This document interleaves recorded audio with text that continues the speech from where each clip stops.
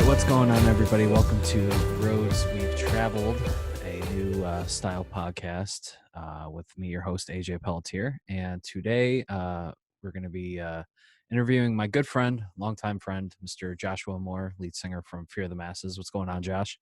You. How you doing? Yeah.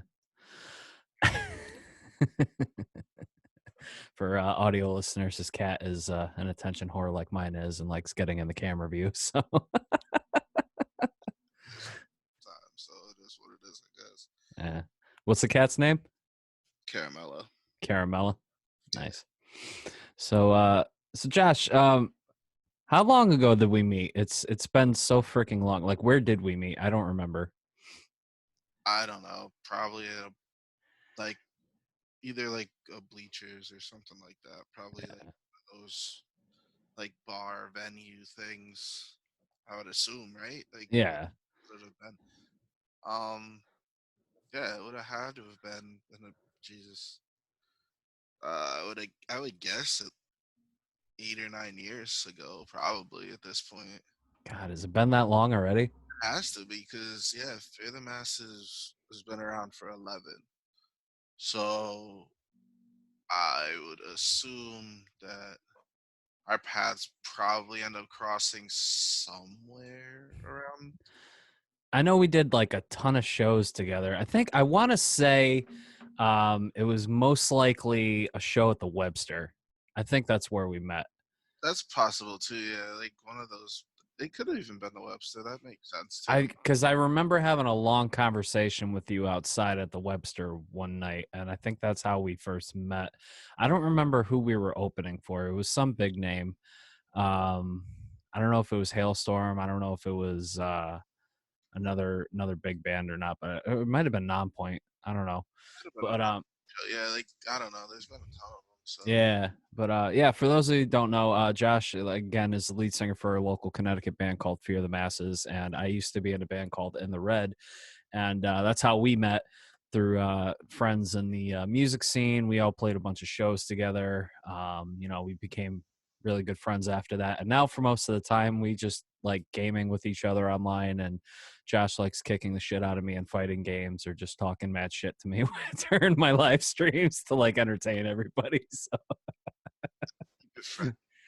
Um, but that's when you know you got a good friend that could just get on you like that. if I'm not busting your balls, I don't care. Exactly. So what made you get involved in the music? Uh, Keeping on the music thing. Like, who were your inspirations that made you want to get into music, become a singer yourself? I don't know. I've always been kind of into music. I started singing when I was a little kid, like between like R&B and gospel and like choir stuff. Like I've always been like since literally since I was like a couple of years old, like even like I started singing. So it's always been kind of like something I've always wanted to do. And it's one of those things I guess that like I just didn't know what avenue to take or what I was really interested in. And I don't know, I think we all just continuously evolve, right? So at least as artists and stuff. So the style that Fear the Masses is now, which is just such a mashup of all different stuff, is like kind of just a product of what I've kind of been doing like over the years in my entire life. Like it's like a culmination of like everything, I guess. So I What I mean, what I really like about your style of music too is like it's like you said, it's like very diverse. You can't really pinpoint exactly like what kind of genre it is because you guys are constantly like experimenting and changing styles. You go from like a rap to a hard rock to like I don't know what's the word. It's not reggaeton. I'm having such a fucking brain fart right now, but you get very experimental with your music, and it just stands out a lot from everybody else, especially here in the scene. And I enjoy it a lot. So for people listening, definitely check out Fear the Masses. Um, you know, and yeah, and you guys got new music coming out soon too, right? Yeah, hopefully. Like this whole this whole coronavirus COVID-19 nonsense has kind of put a weird damper on a lot of stuff. Oh yeah, I know. This whole thing is just fucking crazy. I can't wait to like get out and do stuff again. I mean, like, I'm still working, thank God. I don't know. Are you still working or? I'm Yeah.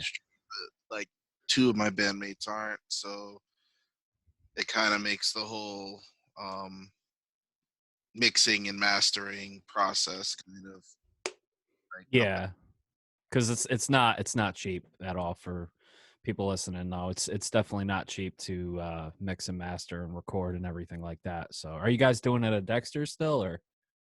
yeah. We're at Dexter's. Yeah, Nice. Shout out to Nick Belmore from Dexter's Lab. He's like the staple here in Connecticut. He's worked with you guys. He's worked with my old band. He's also worked with D. Snyder and Hatebreed and a bunch of other great guys. So, but yeah, no, that's awesome. I went to Dexter's. Um, I think when Crossing Rubicon was, yeah, it was when they were recording their new album.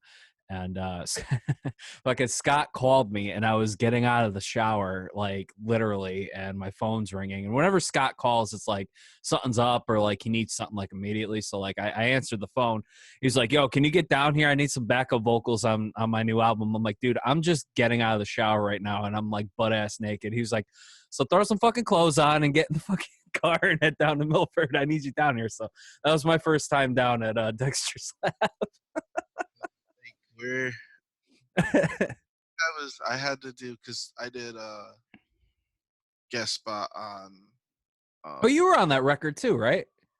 yeah, I did a verse and then a bunch of like the chorus and stuff and one of the songs. I'm gonna blank on the name now.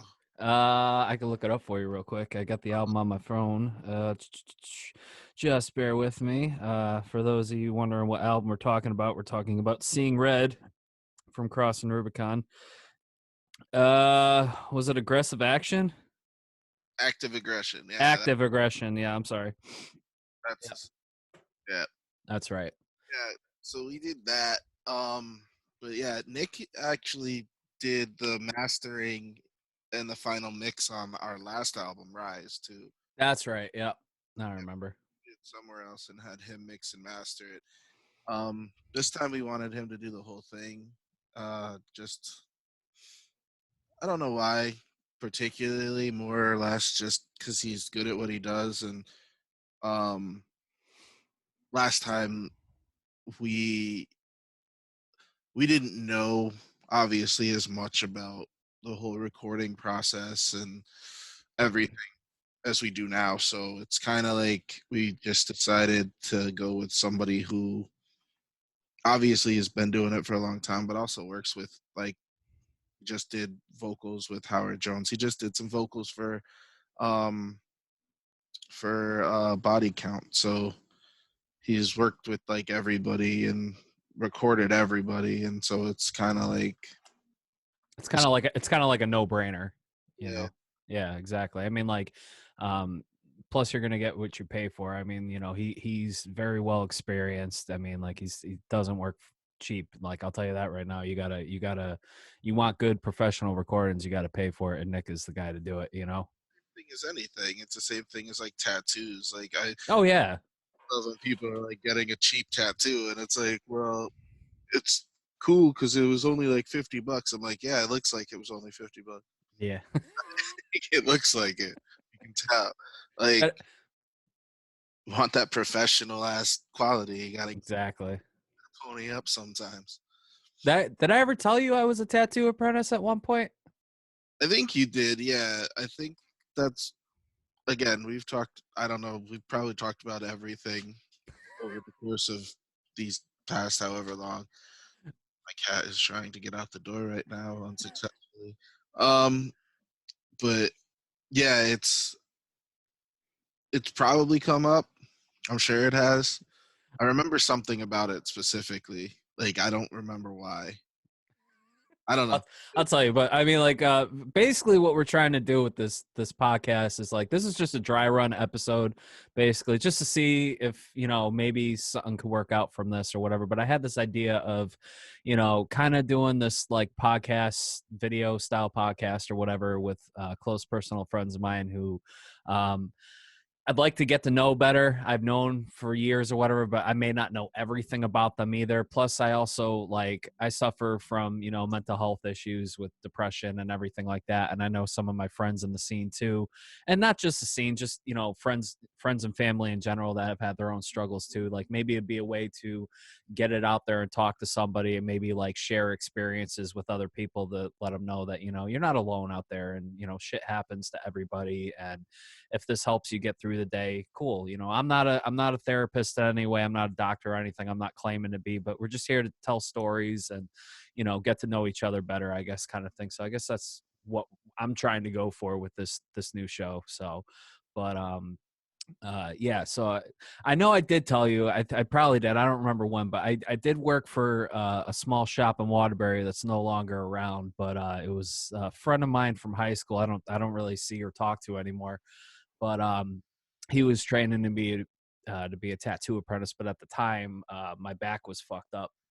So because I was in an accident, and I was still fucking tattooing, but I ended up having to give it up, and I had surgery 7 years ago now on my back, so I haven't tattooed ever since. And now I've had carpal tunnel surgery too. I can't hold the tattoo machine to save my life anymore. So It happens, man. Like, yeah.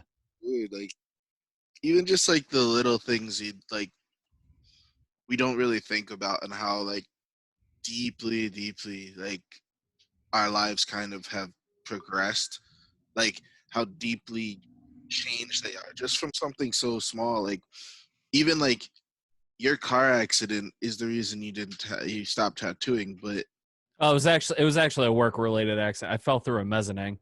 oh, that, Uh, yeah, I fell through the floor of a fucking mezzanine. I had like a 12-foot drop. I landed on a step ladder and then a concrete floor, and I woke up like, what the fuck just happened? Like, yeah. like think about like just even something like that's a major event, but it led to something so small as like you just not tattooing anymore and you going down a different path. Like it's like kind of one of those things I always think about, like little things, like one moment of your life, like that, like 10 seconds where you fell changed the entire course of what you could possibly be doing for. Oh, totally.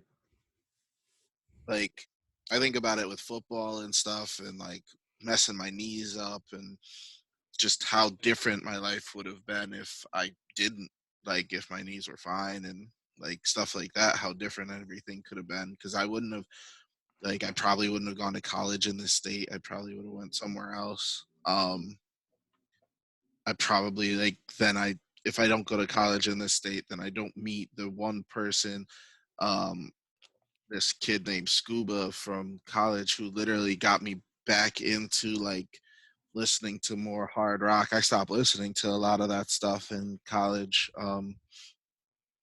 And so he actually, I met him, and he got me back into like hard rock and stuff. And then he had a band called Kadima or something like that. And they were getting rid of their singer and then wanted me to sing. And then, like, I don't know, there was a whole, like, it was a whole weird thing. But without me, like, literally just taking one wrong step during one football game and tearing my knee, everything could be 100% different.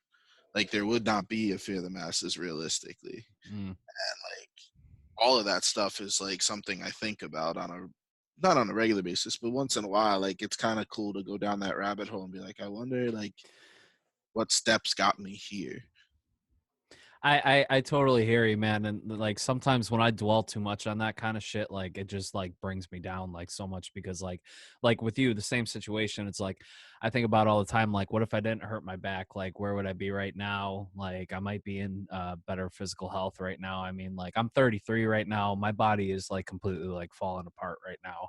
And um I just had a fucking scare back in January of this year. 2020 has not been good for anybody, and I totally understand. Like, we had the world was basically on fire in Australia. Now we got coronavirus and everything, and everything's just shut down. But for me, January did not start off very well. I was working out. I was at the gym. And I was doing real good, man. Like, I've been working on my core and everything, like building myself back up. Everything was going good. I stepped out of my car. That's all I did. I was in the parking lot of the gym and I stepped out of my car. I tweaked something. I was like, oh, that didn't feel too good. Let me try to go stretch it out because that's what usually helps. So, excuse me. I go in the gym. I usually do like 20 minutes of yoga, like stretch everything out, and then I'll do like cardio and some lifting or whatever. But I did the yoga, didn't help. So I was like, well, let me at least do some cardio to at least say that I did something today instead of just leaving. And then I ended up making it worse because by the time I got to the locker room, I couldn't even stand up straight. It hurt to breathe. Like, I was like panicking. So like I immediately called my surgeon's office, scheduled an appointment, and went down to the urgent care to get checked out. And they gave me a muscle relaxer, which didn't do anything for me.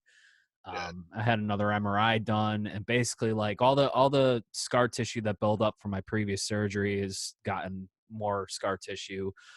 There was no new herniation, thank God. But my surgeon's like, "This isn't the end of it. Like, this will happen again." And I'm like, "Well, what do you want me to do? Just keep doing what you're doing." I'm like, know, it's crazy. Sometimes, like, I've been working in the medical field now for like 12 years. Like, sometimes there just isn't. Like, there just isn't a good answer. Like, there's as there's really nothing you can do either. You know what I mean? Like, you just got to keep doing what you're doing, much, and like, I think people really kind of have this weird idea about medicine where there's like obviously a cure. Like, one of my one of my exes was one of those people who's like, well, why don't they just, what can they do for your knee? Like, why can't they just fix it? I'm like, it's because there's nothing to fix. It's dead.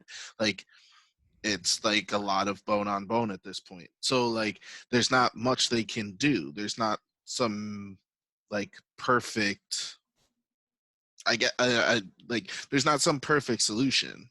yeah, Like, there's build up the muscles around it and hope for the best. And like, that's pretty much what I've always done. As But like, sometimes people have this weird misconception, I feel like, with a lot of that stuff, like, where, yeah, like, oh, I'll just go to the doctor and they'll have a cure and it'll all work out. It's like, no, like, some stuff isn't gonna be perfect. And like, you doing all the right stuff, and yeah, you still, like, in January you have that setback. And like, I'm sure it wasn't like the best time, but at the same time, like you're learning more about the fact that, hey, look, like, because I remember you being like worried that like you actually did herniate a disc again, or like that it actually slipped again or something. And yeah. it's got to be, even though it sucks to know that like there is a possibility of going through that pain again, like, that there's a good chance that that's not what's going to happen. It's just going to be like something that causes you pain and puts you down for a couple of weeks. Yeah. I mean, he did tell me though that I'm probably gonna need another surgery down the road. So I mean, I got that to look forward to. But I'm trying everything I can to, like, not get there, but then all of a sudden coronavirus hits and now all the gyms are shut down. And I was on quarantine for 2 weeks because I started coughing at work and I started feeling sick. So that was a whole other fucking thing. But yeah, I was quarantined for 2 weeks. You already know, but Yeah, um what's that? so that's what happens. Yeah, it's like one thing after another. It's like I go back to work for a month, I'm out for 2 weeks, and now I'm finally back to work, and I'm like, now I'm worried. Like, I know they need me right now, but like when all this shit's said and done, how much longer are they gonna need me for? Because like I already missed a month for my back, and then I missed 2 weeks for coronavirus, and now this shit. Like, it's just shit like that that like my anxiety goes to the fucking roof. I overthink things, and I just dwell on shit. I'm sure you can relate.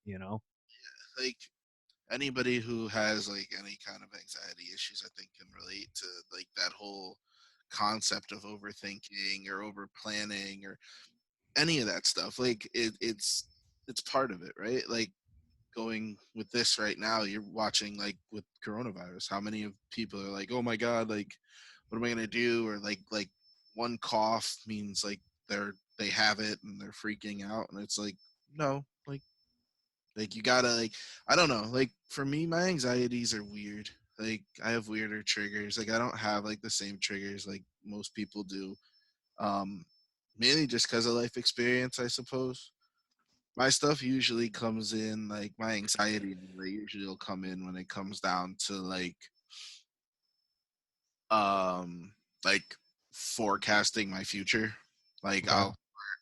I'll start thinking about like my future specifically, or what I want to do, and how I'm going to try to accomplish it, and like the stuff you need to do in order to accomplish a goal. But then like my head will go all the way sideways on it, and like I'll start thinking about, well, what if this happens? What if all of a sudden, like I don't know, you get some chick pregnant? Like, what do you do then? Like, it's like, where is that coming from? Like, it's just out of nowhere, but that's where my head goes.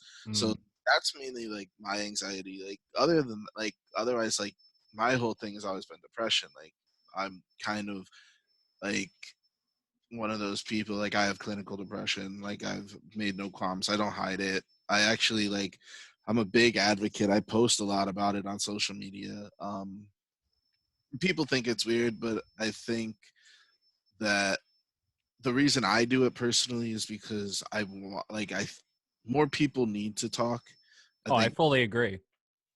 like I think like especially as men, like we're kind of taught not to speak about our feelings at times and not to do certain things, and I think like all that really does is in like it really just makes it so there's no way out of your own way. Like you can't get out of that. Like you end up just piling on to yourself and making yourself like stir crazy or more upset, more depressed.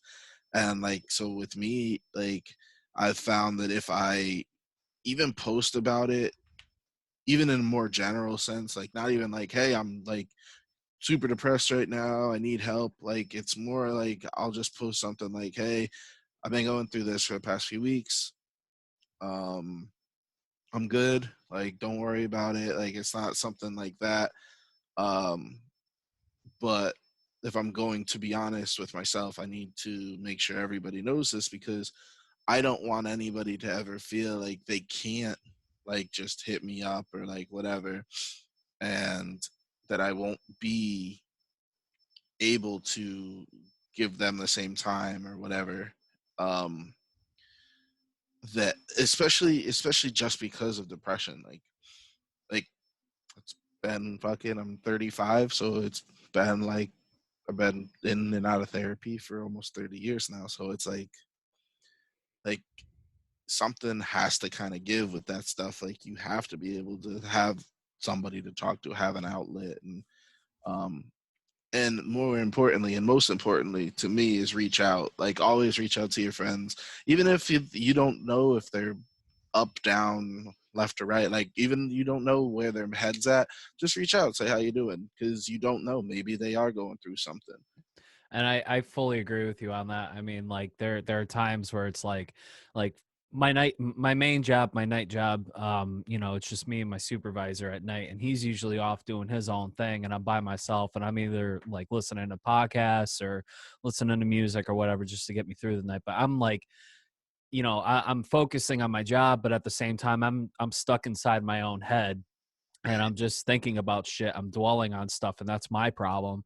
Is like I'll start thinking about shit that past relationships or whatever, or like feeling alone, feeling like I'm alone. It's just mainly my thing right now. Like I live alone. I'm perfectly fine living alone, but there are times where it's like it does get too lonely. You know what I mean? Like it's just me and my cat, and even then, it's like, I'll get phone calls from my mother every couple of days or something like that. But like, I'll reach out to friends here and there, but like I barely talk to anybody. You know what I mean? Like I barely see anybody anymore. You know what I mean? And then I just start to wonder, like, uh, am I really just overthinking that I'm alone? Like, I could reach out to you obviously and be like, hey, what's up? You want to play some games or something just to like get out of my own headspace or whatever. But like at the end of the day, it's like I still feel that loneliness. Like, do people really care about me, or am I just overthinking this bullshit? But like, and same goes for you too. It's like I remember a situation. I hope this is okay to talk about, but it was like 3 in the morning, and I think I just went to bed or something like that, and you were blowing up my phone. You were in a bad place or something, and you just needed to talk. So I talked to you for, I want to say, like a good half hour or something like that, and you were just sitting in your car. And I think you talked to Mike after that too, former Fear the Masses drummer, Yeah. and yeah. Oh, go ahead. I definitely, I probably did. I don't. I mean, like all those times, especially those times, like when it's that serious, like I know myself well enough to know, like if I don't reach out, then it's a problem, you know. So, but at the same time, like I know people who have been in similar spots, and then they won't reach out because it's just like when you do get like into a really dark spot, especially with like severe depression or like even like more manic depressive stuff, a lot of it feels like it's like nobody gives a fuck. So you almost psych yourself out. You almost are like, nobody cares. So why am I even gonna bother to reach out to somebody who doesn't give a fuck? Hmm. I mean, so you end up kind of almost like going in some weird circle where you end up talking yourself out of talking to somebody who would 100% be there for you. Yeah, and that's the stigma that we all gotta kind of like overcome ourselves too. Because like you, I've been in out of therapy myself. My more recently was last year. I was seeing this therapist for about a year, and then she had some family emergency or something like that, where she had to leave the practice that she was at, and they wanted to set me up with somebody new. And I was at a place where I felt I was good to like walk away for a while, and plus I just didn't want to start over with somebody new and have to go through all my baggage all over again. You know what I mean? So I was like, when I cross that bridge again, if I do need it, like I'll let you guys know. But for right now, I think I'm okay. But I've been finding out more recently, because it's been, I want to say it's been like 7 months now since I stopped going to therapy. Like things are starting to like kind of fall back to where they were, where like I'm not going to sugarcoat it. Like I'm kind of drinking a little bit more than I should be. I'll have like more than 2 beers a night or something like that, maybe like 3 or 4. And I'm realizing that, and alcoholism runs in my family, and it's not something that I like to talk about or anything. Like, my dad never drank in his life because he grew up in an abusive household with his father, who was a drunk and beat the shit out of him and his siblings and his mother. And it was hard on him. And he died when my dad was 16 from a heart attack. And I never met the guy. I just heard stories and just how bad it was growing up. So like I know it runs in my family because I see all his siblings too, and they have their own issues too. But it's like I don't want to be like that. You know what I mean? And this is stuff that's come up in therapy and stuff. And like I've had my own issues with family as well that have come up in therapy, and a lot more baggage than I didn't know I had. And then I had to unload in therapy, and I was just like, wow, like I never thought about it that way. But I think like the most crazy thing was like, I've had suicidal thoughts, you know what I mean? Like, and sometimes I still do, but I never act on them.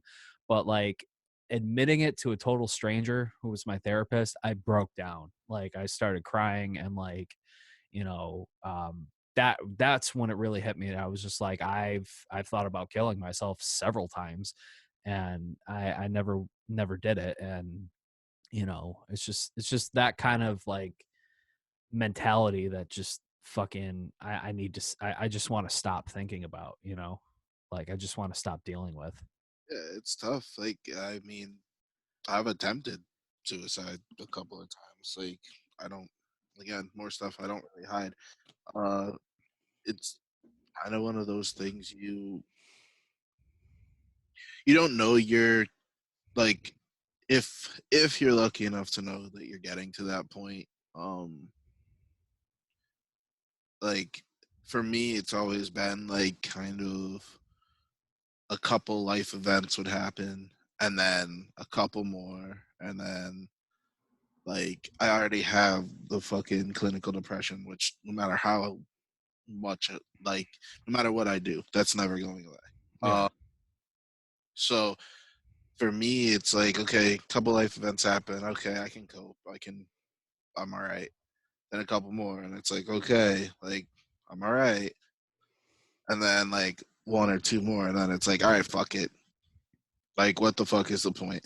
And usually is a wave. It's really fast, and that's why like being in control when things are like okay makes it all the more important because when things do get chaotic, it can spiral that fast, and you just get in that spot in that mental headspace. And again, when you were really suicidal, like to me anyway, like e- reaching out isn't something like it's not really something like I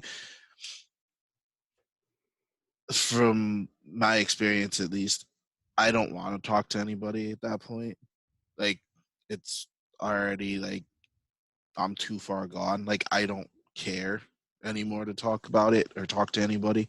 So it's kind of like that scenario where like that's why like I kind of stress on others as much as like this sounds like a piece of shit thing to do, but like I stress on it's everybody around people that need to kind of help pick them up more than it is on the person because it's uh, as weird as that sounds, it's more or less just even like I said, just a simple check in. Yeah, I mean, I don't think that's a piece of shit thing. You know what I mean? Like, I think that's a good thing to do because I mean, like, there are people out there, like, like you or myself or many others. Like, I do agree, like a check in or whatever. Like, I should be better about that myself too. But I do try to check in on people when I have the time. But between two jobs and doing what I do on the side, it does get kind of difficult. But I do try to check in on my friends when I can because I wish people would do that for me, other than my mother, who I can't really tell everything about, what's going on because I don't want to worry her. You know what I mean? But I do wish sometimes that I had more check-ins from friends and stuff like that. When I was out on quarantine, let me fucking tell you, my fucking phone was blowing up, like from family members, from you and other friends checking in on me, and that meant a lot to me. That was like the most attention I've gotten in a while. But like any other time, nobody fucking hits me up, you know. Like, It's weird though too, like and I'm by no means like like by no means am I saying that it is not the person's responsibility who's going through whatever they're going through to get proper help. Always, always. oh First, yeah, like that is my biggest thing. Always, like I said, I started therapy. I think when I was about 5 or 6. I think is when we started. I started going. It was a couple years after my parents getting divorced, and like I don't know, my mom could just tell, I guess, that something wasn't right with me anyway. And like child therapy is what it is. It's like, I mean, how much can a 6-year-old really express everything that's going on in their head? Um, but I mean, you sit there, you play games, and you talk to the guy while you're playing games or whatever. Um, it's honestly similar to just a normal, like, kind of like almost like friendship thing, like what we do, like where we just fucking play video games and bullshit. Um, but it helps. It helps just to say words sometimes, like even if it has nothing to do with what's bothering you, knowing that you're not alone is helpful. And obviously, going to therapy is, and with a professional who knows, like, even certain little signs that you might not even know you're doing. Um, things like that bother, like me, like something that bothers me a lot has always been like racial stuff because obviously, like, I'm mixed, I'm half black, I'm half white, and like when it comes down to I didn't know that. yeah, when it I comes thought. I thought you were full black, full African. It's funny, my bassist did too. He just came over. We just did the AMA thing, and he came over to like to do that. And my mom came home because I'm staying with my mom while she's still like recouping and everything from her surgeries. And How's she doing, by the way? she's good. She's still like obviously walking and stuff after she goes to work, walking around afterwards. Oh, that's good. She's doing good. But yeah, she came home from work and like he talked to me later. He's like, I didn't know you were half white. I'm like, what? He's like, he's like freaking out. He's like, this woman just walked into the house. It's like this tall blonde woman just walking into the house, and I didn't know who the hell it was. I'm like, yeah. Like, Nice. but yeah, like it's definitely like it's always been a trigger for me. Like whether it's on either side, like that's the whole thing. Like I don't think people really understand like how weird it is on either side because for like me, it's like I'm never black enough, I'm never white enough. Um, and when most people like look at me or whatever, I get treated as a black person in society and then once people find out that I am half white, they're like, "Oh, well, you're not like full black anyway." So then they give me that stuff, and I start getting all of that bullshit on top of it, and it's just like, you know what? Like, fuck all of you. Like, Yeah. so it's always been like a trigger, but I didn't even notice that until I went through therapy and like talking with my one of my therapists and him just like literally breaking it down. He's like, "Does it bother you?" And I'm like, "Not really. Like I just try to be the best person I can be and blah blah blah." And then like he like digs a little deeper and he could tell like I don't know whether it was a facial expression or whatever, but he could tell like it definitely bothered me. Like and eventually like I broke it down and I'm like, yeah, it kind of actually does fucking bother me a lot. And it does weigh on me. And it's shit I don't think about. Like, and that's part of the reason I think everybody, even if you don't actually have a depression or any like categorical like diagnosis, like I would I recommend it to anybody to go to therapy and at least like for a few weeks and like just learn more, maybe learn more about you. Yeah, I fully endorse that. Hell yeah. I mean, there was stuff that came up in therapy I didn't even know about myself either. It was trying to think of some stuff, but this was like 7 months ago, like I said, so it was a while ago. And my brain cells are diminishing every single day. So um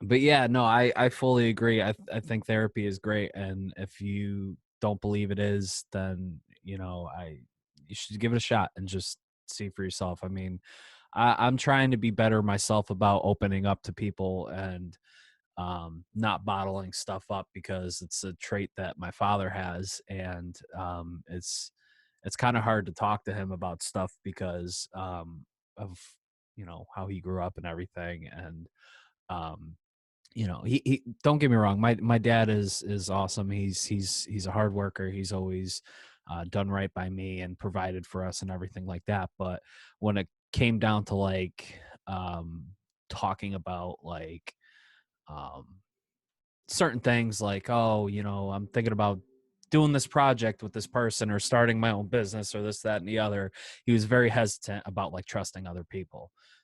You know what I mean? So, and that's the kind of mentality that like I don't want, like I don't want to be that person where I can't trust everybody around me. I mean, like, granted, you can't trust everybody, honestly, but I mean, like, you still have to be open to the fact that like there isn't a lot of good in this world, and you should be trying to spread some good and some cheer out there, even if you get burned in the process from some asshole. You know what I mean? At least you're being the bigger person and being the better person by helping others out. And that's the way I see things, and he doesn't agree with.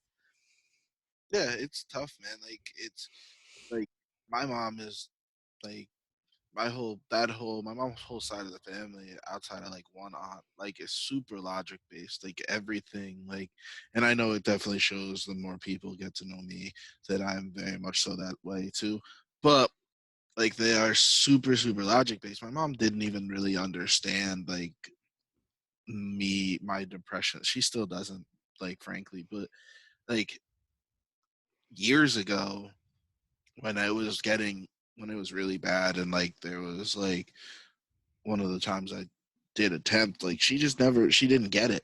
She just didn't understand like that's a like thing that could go through my head, or why it would, or and like the fact that like this is just normal. Like this is my baseline is like depressed. Like that's my baseline. That's where I start the day at.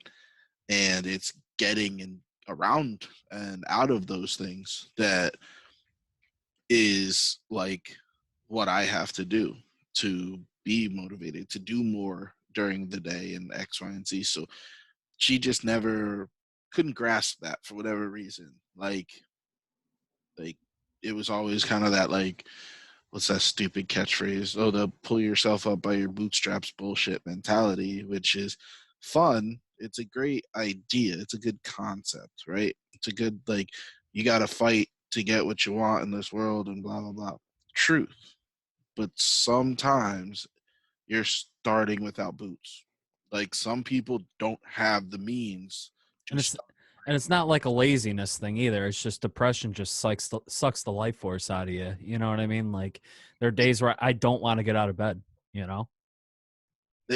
Some days the victory is literally getting out of bed and getting in the shower. Like Yeah. some days that's your biggest victory. Yep. I fully agree. Like Uh can I ask did was your father like ever show signs of depression or anxiety or anything like that? I don't know. Maybe I don't know him that well. He was pretty much out of my life by the time I was about 7. Came back into my life when I was like maybe 18ish for about a year. That was only because his mother died and my mom helped took care of her at the hospital. But and his family gave him shit for not seeing me and my brother. Um,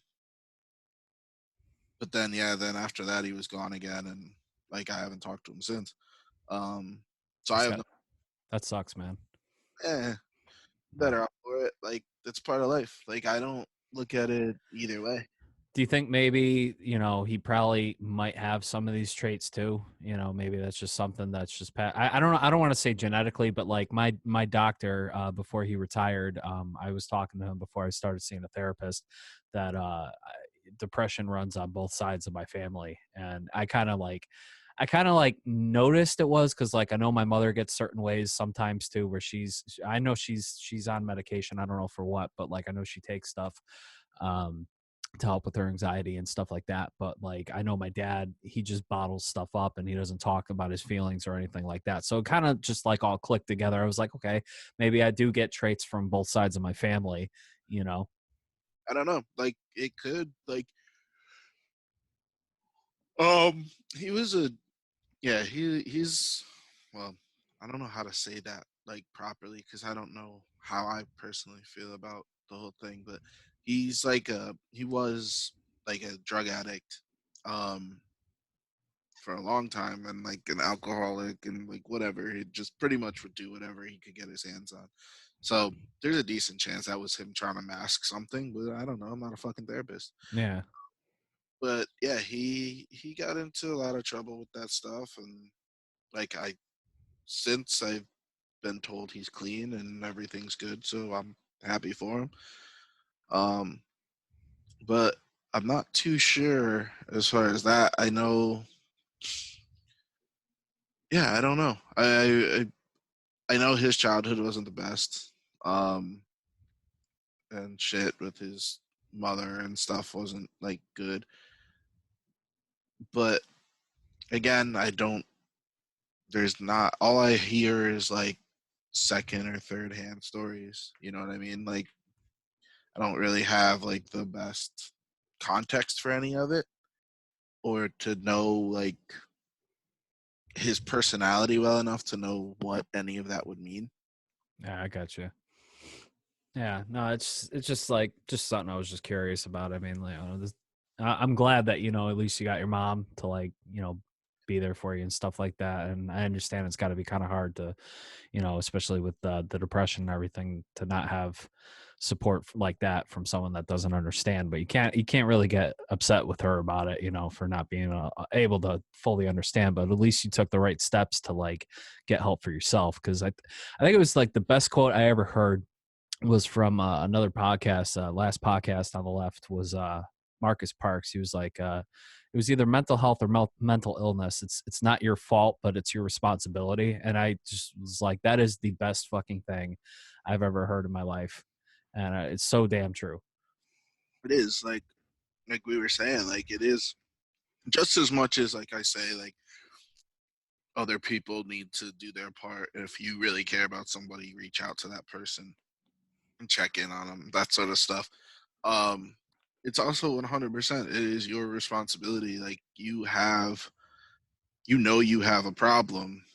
It's your responsibility to do something about it. Like whether that's go to therapy, whether that's like see even just a social worker or something, like to do something, go to group even. Like some people can't do one-on-one anything with people. That's not where their head's at. They have group therapy. Like there's all different ways to do things. Yeah. And if you're not getting the support from certain friends, then don't talk to them about it, like or relationships or whatever, because like some people don't understand, you know what I mean, or just choose not to understand. And you can't expect everybody to uh, like I stopped. Like the big thing with me has always been like I definitely expected more people to have a general understanding of like what I was going through. And like I've had either ex relationships, that I've had one in particular with a girl I dated in college that depression severely affected, and she didn't know how to deal with me. Like she didn't understand like what to do when I was upset, because all it did was make her upset that I was so like just down, and I just wasn't smiling. I wasn't happy. I wasn't laughing. Like, and it upset her to the point where she started getting depressed. And it's like I finally kind of like I got that understanding like after like years later, when me and her kind of talked about it after like all after the fact stuff. It was like, man, I expected her just to be like, oh, okay, like, yeah, you have depression, like, you'll get through today, like, don't worry about it, I'm here if you need me, type shit. But no, she didn't get that. She almost took it personally. Like, it's weird, but like, I get it. Like, I understand why somebody would like almost feel like, man, like, I can't be everything like in that moment. And it's like you don't have to be like, that's not what I needed from her. But I never expressed that to her, and I just assumed that she would know. You know what I mean? Yeah.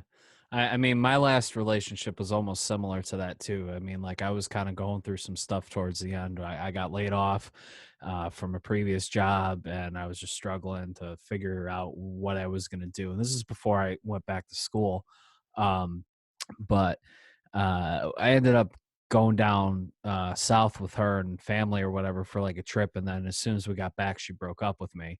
But it was just like the whole time she wasn't herself. Like she was just questioning our relationship, because at the time her mom was going through her divorce, and it was bothering her. And I don't know if she was just trying to compare us to them or something like that. But I do agree with you that or I do relate to you, because there were times where like I was feeling low about myself, and I would try to talk to her and she didn't know how to relate. She would just sit there and just listen, and then just get depressed herself, because or she would just get like super quiet. She wouldn't know how to respond to anything. And I think that just like kind of made it worse for me, because it's like I'm looking for something and I wasn't getting it. You know what I mean?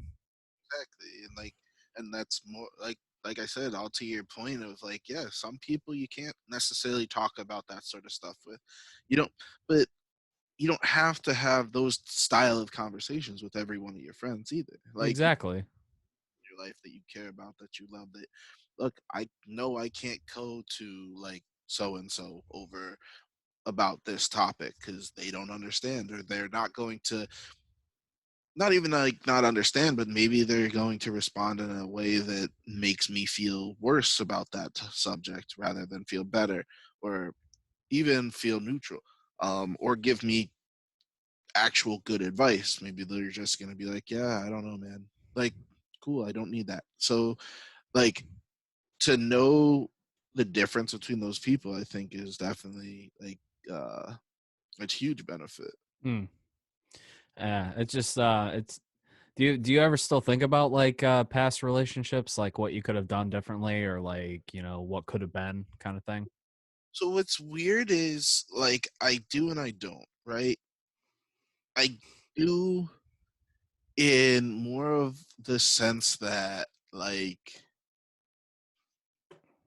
not in any kind of negative way anymore. Like it used to be that. I used to definitely like think about it in a way that's like man, if I only did this, then this could have happened. And I've kind of like trained myself to realize like maybe it just wasn't supposed to be that way. Like anytime I think about certain things, like especially past relationships, tend to be like the stuff like more in a joking light or like more in a way that's like kind of like whatever. Like man, I wish I never sold my motorcycle to get this girl a fucking engagement ring. Like more like I just miss my motorcycle, man. Like more stuff like that. Like less about like man, I wish this could have worked because you know what? Like if it worked, it worked. Like if it was supposed to work, it would have worked. And like we can all like you can kind of like I guess I've noticed like when I do start doing any of that where it is negative, I kind of just stop myself from thinking about it.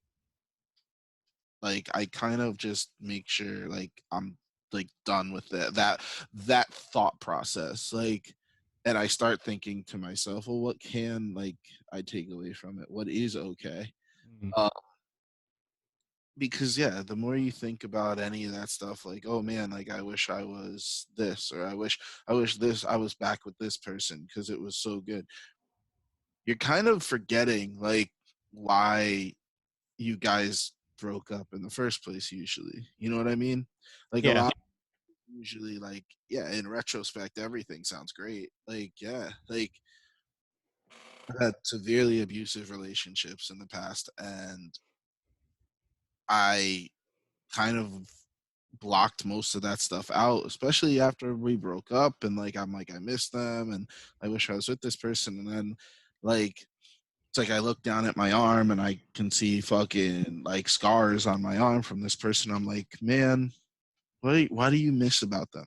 Like, what do you really honestly miss? Like, is it just the fact that somebody's there, or do you actually miss the person who used to beat you up? I had no idea, man. That's crazy. Yeah, like it's it doesn't really bother me because like I don't like obviously like for people who don't know and like who don't know me personally or whatever, I'm like 6'2.5", like almost 300 pounds. Like I'm not a small human by any stretch of the imagination. So Yeah, I wouldn't fuck with you. it's hard to hurt.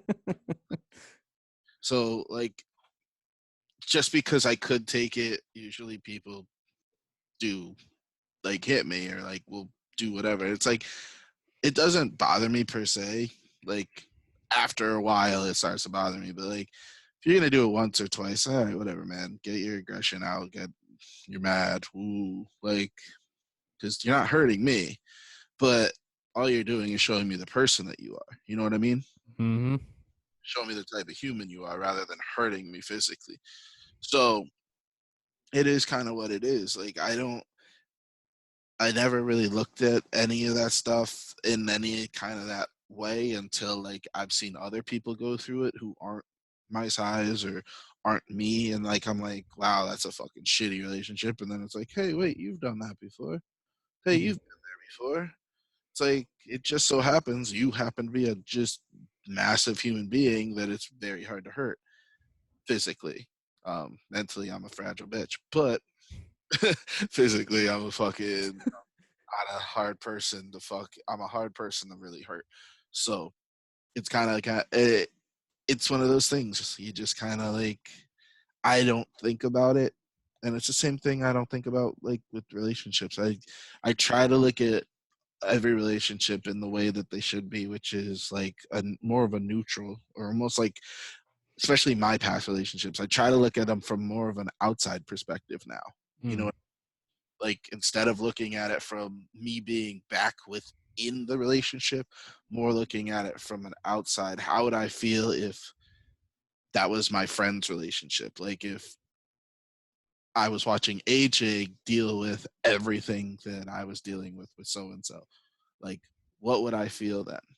Would I be like encourage AJ to like pursue that further, or would I tell AJ to not? Oh, So, like, hopefully not. You know.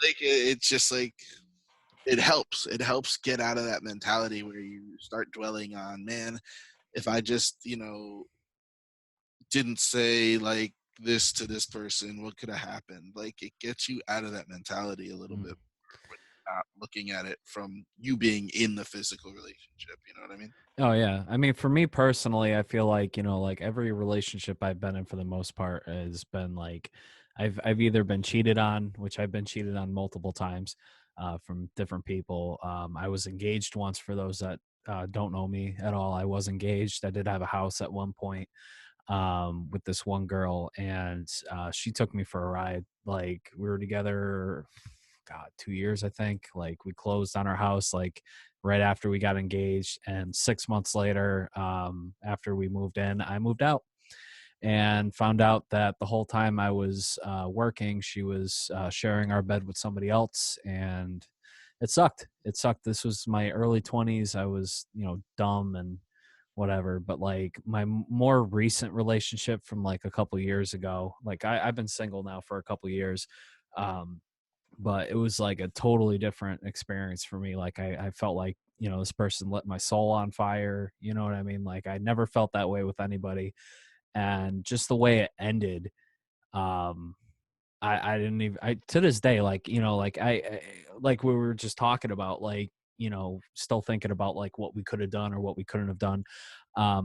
She's moved on and she's with somebody else now, and good for them. But like I still think about it sometimes too. And every time I do, like I either get mad or I get depressed or whatever. And like I'm like, why am I still thinking about this person like off and on, which the relationship ended, you know, 3 years ago. The last time I saw them was 2 years ago. You know what I mean? Like why is it still like buried in me? Like I've moved on. I've tried dating, I've tried seeing other people and stuff like that. But like at the end of the day, I'm still stuck alone by myself at the end of the day, dwelling on shit that could have been, and it just sucks, you know, to think about. And I try to think about other things. I try to like um, you know, uh, focus my energy on other things to like take my mind off of stuff, like whether it's streaming on Twitch or doing art on Twitch, or I'm thinking about getting back into music again and doing a solo album. But of course, with the whole coronavirus bullshit, like, I can't really get together with anybody. But I mean, just like stuff like that. I mean, I've always found creativity takes away the depression for me. Like it just focuses my energy on something else and I feel better about it. Is there anything like that you do creatively besides Fear the Masses, or whatever that helps take your mind off of things? Yeah, I mean, like, I think, like, for me, like, the most stuff I do is just, like, I work out, I like to lift heavy weights and whatnot. Uh, but, like, yeah, no, I don't know, like, I do, like, music is my main one, obviously.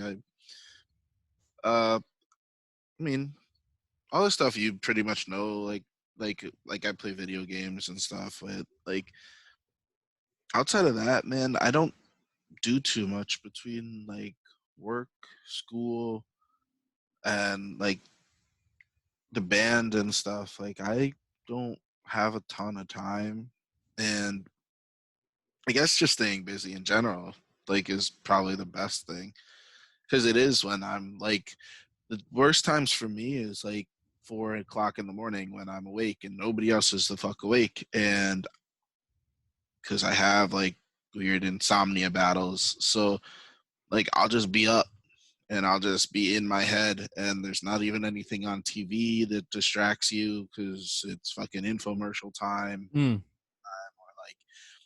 like you've watched everything that pops up on your Netflix, and Netflix is weird like that, so they don't rotate. If you've already watched it, it doesn't go out of the feed, it just goes right back in, so you can't find anything different that you'd want to watch or whatever, just to take your mind off of stuff, so you end up just thinking too much. yeah. Those end up to be the hardest times, I think, for most people with depression, is like late at night when there's nobody around to talk to, um or like even hell, like right now, like a lot of people, like I'm noticing that there's so much, like there is a rise in like people having to like severe issues with their depression and their anxieties and stuff because of the fact of this whole like corona thing and not being able to socialize, and like a lot of people count on that. Like I'm not one of them personally, but a lot of people like need other people, they need human contact. So it's hard, I guess. I don't know, because now I'm just like guessing, because it's not really something like even like, but I will say, even during this, I definitely am like, man, I wish like I could just go to the bar and like chill, like go to Cherry Street and see some of the people that we all know, and like just to say what up to people. Hell yeah, man. I fucking miss going out. Like I've been staying inside for so long, like getting this Twitch channel off the fucking ground and everything. Like I haven't gone out at all, but now it's like now I really want to go out and do something. It's just because, like I said, like it's that's not a me thing. That's not really a me trait, but Yeah. it's kind of weird. Like the fact that it's not available is like, man, I really want to go. Like I really want to go out to the bar and like hang out with people and like see humans. And it's like I don't normally really want to see humans. Uh, It's that mental thing that happens. Like it's almost like when a parent tells you no, don't do that. You know what I mean? has that whole feel to it, doesn't it? Like Yeah. I don't know. Like I think, like I said, like I think this is like kind of part of it. Like this is what is causing like a lot of people, like because I know you're one of your struggles is like being alone. Like you're one of that's one of your main like things, your triggers. So like I can only I'm like half and half. Like I'm okay with being alone, but I'm not at the same time. It's like there are days where like I'm good, you know, like I'm happy to be by myself and have things my way, but then there are other days where I'm like, man, I really wish I had a girlfriend. You know? crazy, man. Like so like you have like a lot of people right now who are just stuck in their house and have no access to other people, and like luckily I do know some, thankfully there are some like really good social workers and therapists that are doing like Skype or like Hmm. Discord or however the fuck they can still talk to their patients, because it is like some people literally count on that to save their life. And so like it's good that there's still some outlets, but man, this thing, I can only imagine what it actually is doing to some people's heads. Like the fact that people can't, because like I said, I'm not a human to human person. Like I'm cool like with having like my 3 or 4 close friends, and if I see everybody else eventually, that's cool too. Like Yeah. but like those 3 or 4 people is like that's what I need. So it's not really like one of those, you know what I mean? It's not it's mentally it's not the same for me.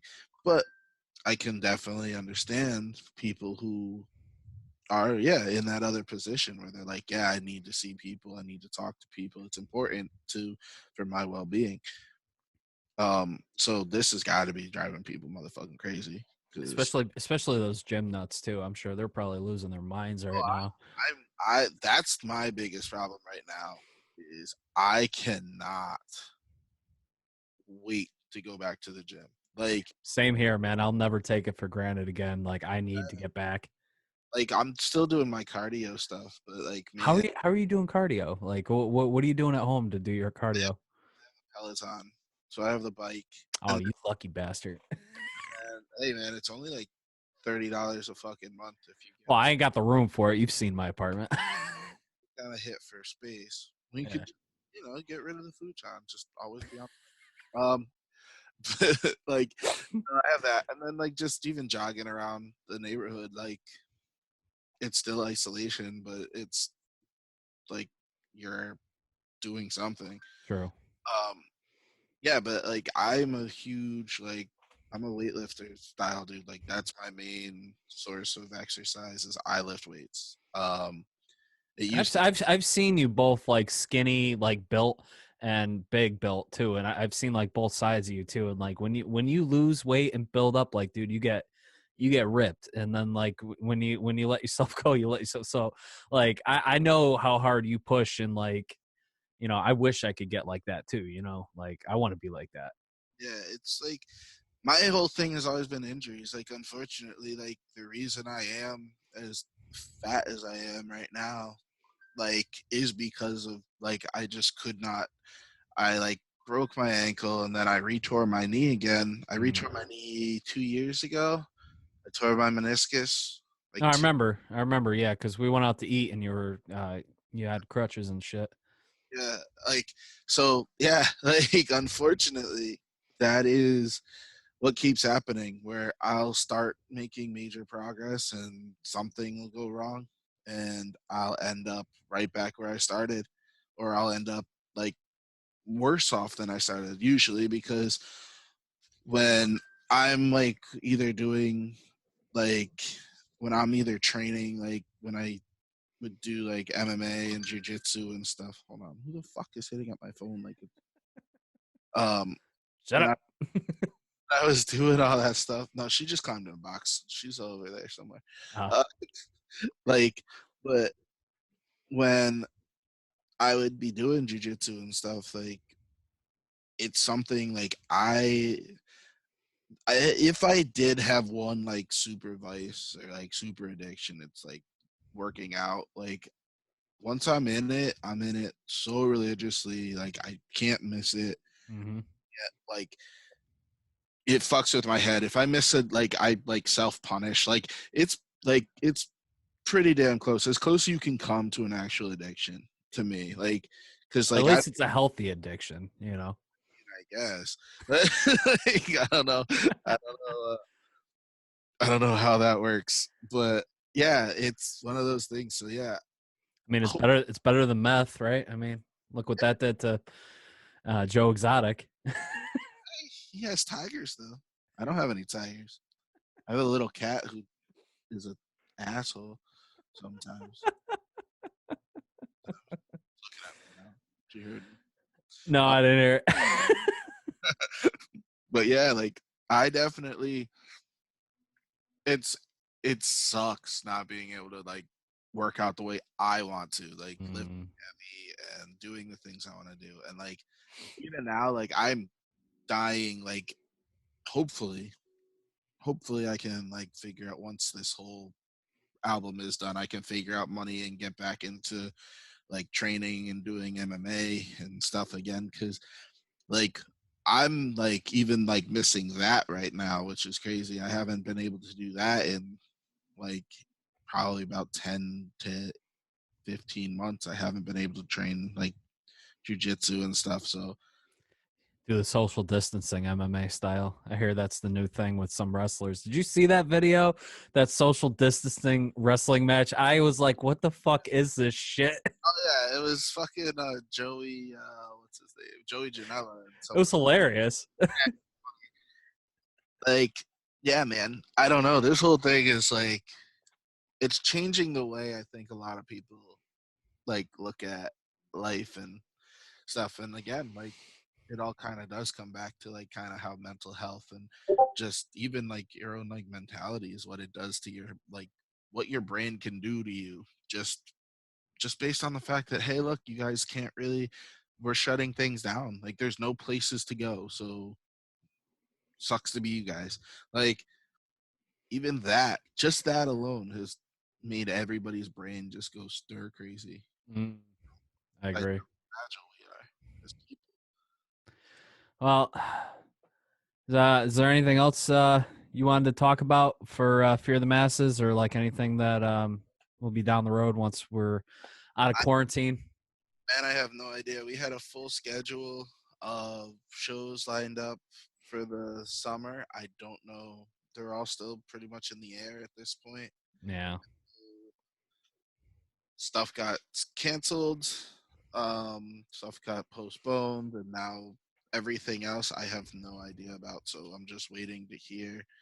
Um, I'm just gonna have to like keep everybody up to date, get on the Facebook, and Speaking of which, you can follow Fear the Masses on all these social accounts. Plus, definitely check out their AMA they just did on Facebook. But do you want to plug where people could find you?